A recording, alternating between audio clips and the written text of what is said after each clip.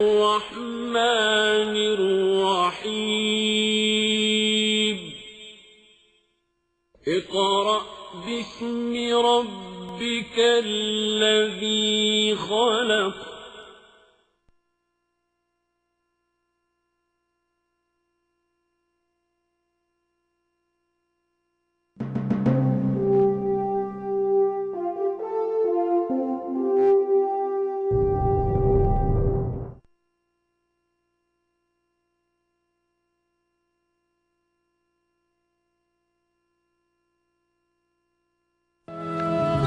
Good morning and welcome to Today on Saturday. I'm Tracy Grimshaw. Coming up soon on the program, we'll meet Sheikh Ahmad Deedat, the Muslim missionary who chose Good Friday to deliver a message many Christians regard as an affront. First this morning to a story that has scandalised local church leaders this Easter weekend.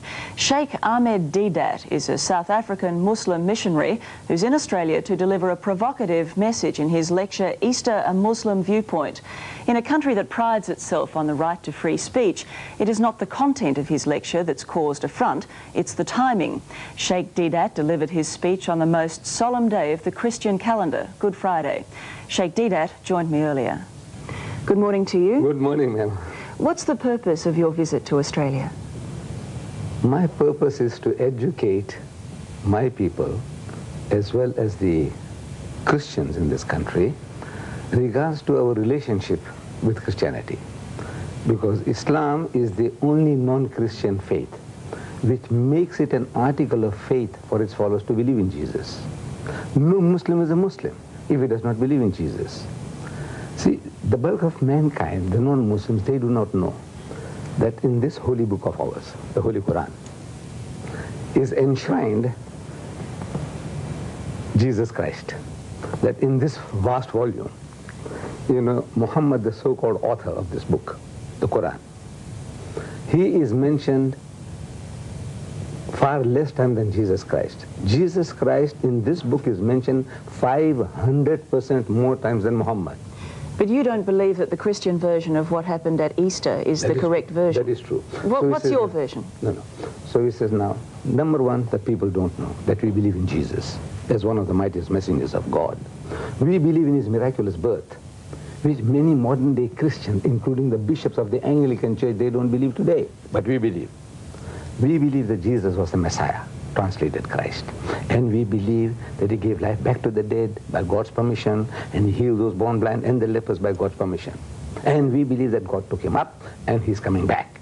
Now, all this the Christian doesn't know. He only knows that, we disagree with what we disagree with. Says now, what is the reason? Why is it that we want to be different? We want to be funny? What makes the Muslim different from the Christian? But you don't believe that Jesus died and was resurrected at Easter? Right. So we say the Christian is boasting that on these 3 days, these eventful days, the Passion of Jesus, there were 300 Old Testament prophecies fulfilled on this day. But I'm telling them that the one that got away, you see, in fishing, I'm an angler, and when we talk about the one that got away. The one that got away, the one that was not fulfilled.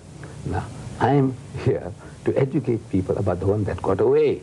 And you will upset Christians, though, won't you? You must, I suppose, concede that. My motive is to educate. But can I put to you, if we could just concentrate on this one particular issue at the moment, yes. Can I put to you that it will be considered insensitive by many Christians that you have chosen Easter to come and deliver this message? No. I had no plans whatsoever. Some months ago, they were asking me for a blank slot that I have in my programs. So it's a coincidence that it's Easter? It is unbelievable.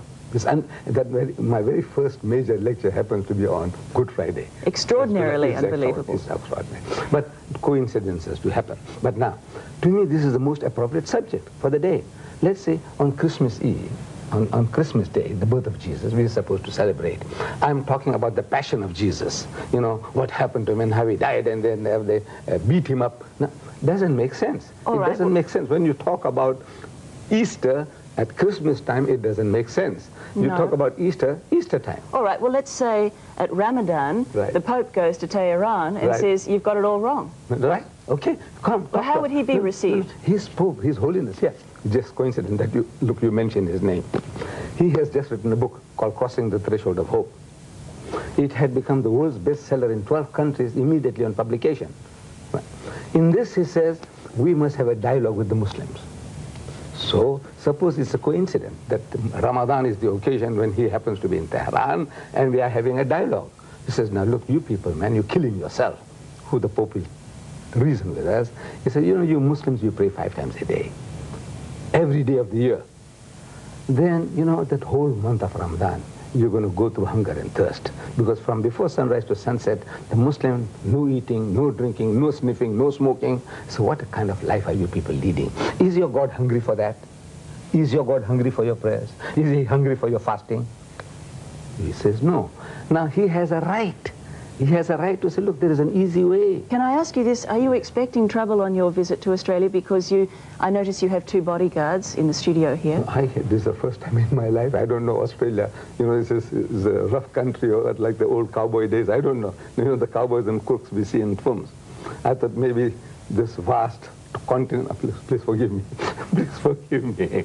Australia has enshrined in its democracy freedom of speech, Sheikh. I don't think that... I don't know, I experience it very much, I appreciate it very much. But you know, you don't know, men, you don't know what's going on. Like when I go to America, the West, I don't know, there's the cowboys and crooks are still around, you know, with the guns ready for blazing away. Can I ask you this? Why, do you believe that we must all worship the same God? I mean, we don't all eat the same food, we don't all speak the same language. Why must we all worship the same God? Why isn't there room for us all to differ? No. We must tolerate each other's points of view, differences. But everybody is aiming to get a consensus. Everybody. The Christian wants the whole world to be Christianized. True or false? Look at the present moment. There are 35,000 crusaders occupied in Africa, raising the dust. Not priests, ministers of the church, but crusaders from America. They want to change the continent. They want to make Africa a Christian continent. In 1977, in Indonesia, there were 6,000 crusaders trying to convert the Indonesians, and they have succeeded so far in converting 15 million Indonesians into Christianity. And by the turn of the century, they want to make Indonesia a Christian nation. Now, this is an aim, a noble aim from the Christian point of view. Similarly now, since Christianity is a missionary religion, Islam also is a missionary religion. As much as the Christian is out to share his faith with the rest of mankind, we also want to share our faith with the rest of mankind. And Islam, I don't know whether you know, is the fastest growing religion in the world. In the West, in Britain, there are more Muslims than Methodists. All right, I still think there'd be plenty of people who'd question your timing, but thank you for your time this morning. Pleasure. A controversial South African Muslim missionary visiting Australia has found reason to thank his critics. Sheikh Ahmad Deedat says those who have criticised the timing of his first Australian lecture have done him an enormous favour. One opponent, the head of the Wesley Mission, says an anticipated attack on Christianity on Good Friday is scandalous. As he embarks on his first Australian tour, Sheikh Ahmad Deedat says he hopes to educate Muslims about Christianity and Christians about Islam. This Good Friday, what they're talking about, these things didn't happen.